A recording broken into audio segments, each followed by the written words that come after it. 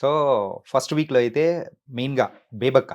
మరి బేబక్క బయటికెళ్ళిపోవడానికి ఆ కిచెన్‌లో ఉన్న కుక్కర్ రీజన్ అని మనం అనుకోవచ్చా? లేకపోతే ఇంకా అదర్ రీజన్స్ ఏమన్నా ఉన్నాయనుకోవచ్చా? ఇవన్నీ చిన్న చిన్న చిల్లర రీజన్స్. కానీ విషయం ఏంటంటే బేబక్క వాజ్ ఇన్‌ఫ్లూయెన్స్‌డ్ హుహు. గట్టిగా.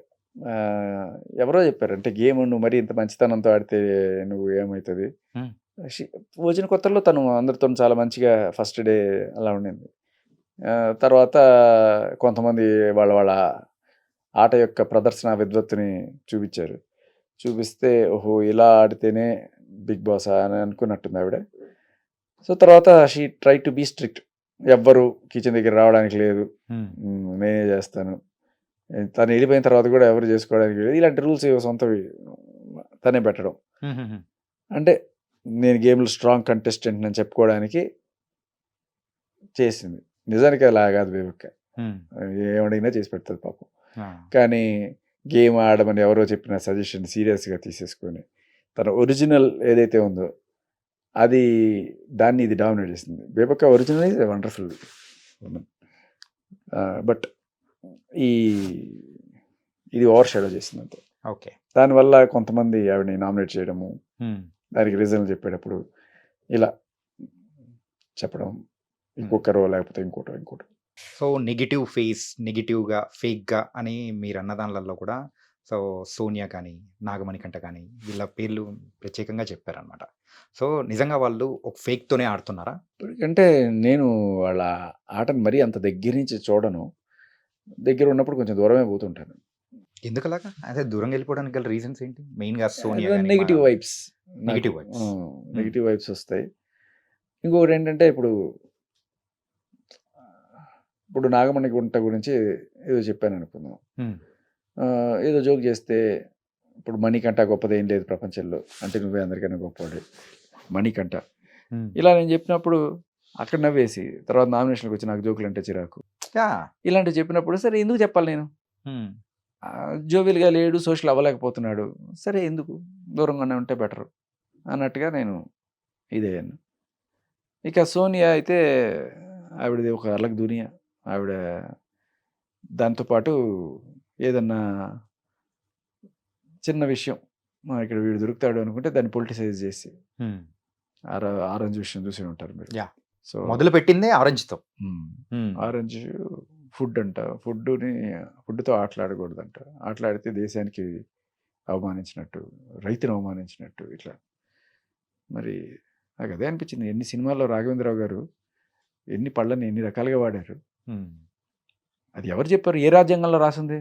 లేదు కదా! ఈవిడ సొంతంగా రాసేస్తది. అలా చేస్తది. అంతే. తన అమ్మాయి పేరేంటి? విష్ణుప్రియని కూడా. హ్మ్. అడల్టరేటెడ్ కామెడీస్, నువ్వు యాహ్! పుణ్యస్త్రీవి ఇలా నోటికొచ్చిన మాటలన్నీ మాట్లాడేస్తది.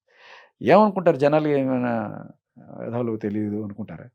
చూసేవాళ్ళకి ఇది ఉంటుంది కదా! వాళ్ళు ఆలోచించగలరు. ఈమె పాలిటిక్స్ ప్లే చేస్తుందా? నిజంగా మాట్లాడుతుందా అనేది. హ్మ్. ఏమీ లేని దాన్ని కూడా ఇలా ఏదో ఒకటి సీన్ చేయాలనే అనేది ఉద్దేశ్యం అనేది. చేసి అవతల వాళ్ళని బ్యాడ్ చేసి దాని మీద ఈవిడ గుడ్డవ్వాలనే ఒక తపన. అండ్ ఆవిడకి ఎవరు ఏమి చెప్పక్కర్లా. హ్మ్. ఆవిడే వచ్చి ఏదో ఒకటి అనుకొని ఆవిడే చేసుకుంటది. అండ్ మెయిన్‌గా అయితే అందరూ బయట ప్రేక్షకులు కూడా అనుకునేదేంటంటే, సో, సోనియా, విష్ణుప్రియ వీళ్ళిద్దరి మధ్య జరిగిన కాన్వర్జేషన్ ఏదైతే ఉందో, ఈవెన్ మనము నామినేషన్స్‌లో కూడా చూసాం. ఏందంటే అదొక హీట్ ఆఫ్ ద మూమెంట్. తర్వాత తిట్టుకున్నారు. ఫ్యామిలీస్‌నిది కూడా కొంచెం ఇన్వాల్వ్ అయ్యేటట్టు మాట్లాడడం గాని, ఇలాంటివి జరిగిందనమాట. సో, అలా అన్నప్పుడు మీరు తర్వాత చెప్పడాలు గాని, ఏదైనా జరిగిందా? సోనియాకి గాని, లేకపోతే విష్ణుప్రియ గాని? సోనియాకి చెప్పలేదు. నేను విష్ణుప్రియకి చెప్పాను. హ్మ్. నువ్వు గట్టిగా చెప్పుండాల్సింది. హ్మ్. నువ్వు ఎక్కడో ఏదో చేసావని చెప్పి దాన్ని పట్టుకొచ్చి ఇక్కడ నీ గురించి మాట్లాడడం కరెక్ట్ కాదు కదా! For every subject there is different form. ఇ ఇక్కడ మనం బిగ్ బాస్ ఆడడానికి వచ్చాం. ఇక్కడ నువ్వు ఎట్లా ఉన్నావు అనేదే ఇంపార్టెంట్. నువ్వు పాత జీవితంలో నువ్వు ఏం చేసావు అనేది it's none of anybody's business. Hmm. కొంతమంది దాన్ని సింపతి కోసం వాడుకునే వాళ్ళు ఉన్నారు.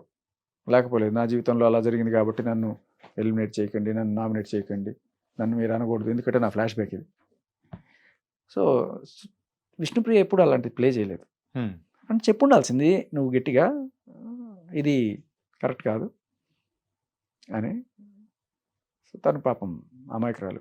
అండ్ మీ దృష్టిలో ఇప్పుడైతే ఉన్న టీమ్‌మేట్స్‌లలో ముందుగానే ప్లాన్ చేసుకొని వచ్చి ఒక పైకి మాత్రం మేము స్ట్రేంజర్స్ అదే లోపలికెళ్ళిన తర్వాత మాత్రం వాళ్ళ గేమ్ ఆడుతూ ఒక టీమ్‌గా ఆడుతున్న వాళ్ళు ఎవరైనా ఉన్నారా? అందరూ తెలిసిన వాళ్ళే కదా వీళ్ళందరూ. ఒకరికొకరు తెలిసిన వాళ్ళే. ఓపెన్ సీక్రెటే దాంట్లో ఏమి దాపరికం ఏం లేదు. హ్మ్. యష్మి, ప్రేరణ, నిఖిల్, నైనిక, ఆమ్, సోనియా. సో, వీళ్ళందరికీ ముందుగానే పరిచయాలున్నట్టు, వస్తున్నట్టు ముందే తెలుసంటారా? ఆ, సో, ఒక ప్లాన్‌గానే ఆడుతూ ఉన్నారు. ఈ విష్ణుప్రియ వీళ్ళని? లేదు ఇప్పుడు నైనిక, విష్ణుప్రియకి కూడా ఈ బ్యాచ్తో పరిచయం ఉంది. హ్మ్. అలా అని వీళ్ళందరితో కలవకుండా లేరు. వీళ్ళందరూ ఒక గ్యాంగ్ లాగా ఎప్పుడు కూర్చొని ఉంటారు అనమాట. అభయ్ కూడా. ఆహాహా! ఓకే.